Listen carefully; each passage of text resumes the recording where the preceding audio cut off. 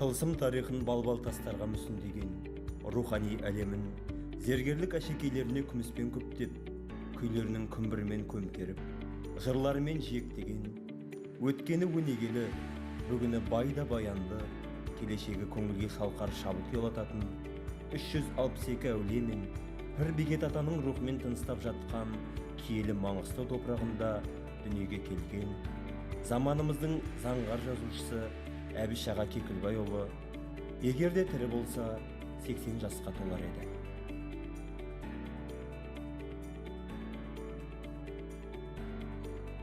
Сөз зергері қаламгер Әбіш Кекілбайұлы 1939 жылы 6 желтоқсан күні Маңғыстау облысы Маңғыстау ауданы Оңды ауылының Мырзағайыр деген жерінде туған. Арға атасы Жаңай ұлы Қожаназар қазақтар көшін Маңғыстауға бастап келген топтан.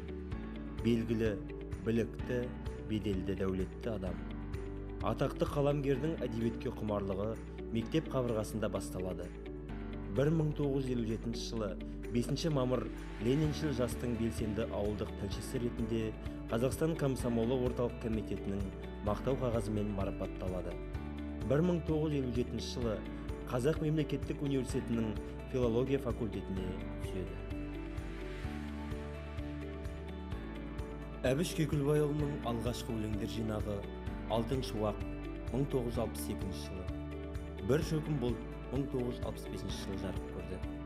Ауыл өмірінен жазылған повесть, әңгімелер жинағы Дала балладалары Әбіш Кекілбайұлының кең тынысты эпик, суреткерлік болашағын танытады. 1974 жылы Дәуірмен бетпе-бет сын мақалалар жинағы Бір уыс топырақ 1979 жылы Тырау-тырау тырналар, Маңғыстау түбегінің өткені, бүгіні, болашағы туралы, ұйқыдағы арудың оянуы тарихи танымдық баяны. 2018 жылдың соңына қарай 2019 жылы оқылатын Бір ел бір кітап акциясына дауыс беру әлеуметтік желіде қызу талқыланған болатын.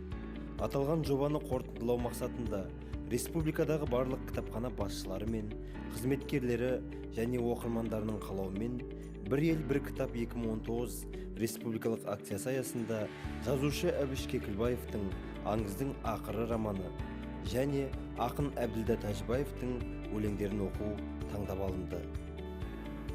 Тұғыры биік ұлы тұлға Әбіш аға тамырын тереңге жайған ұлы тұлғалардың бірі. Әбіш ағаның еңбектері кейінгі ұрпаққа мұра. Осы мұраны кейінгі ұрпаққа жеткізу мына біздердің міндетіміз деп білемін.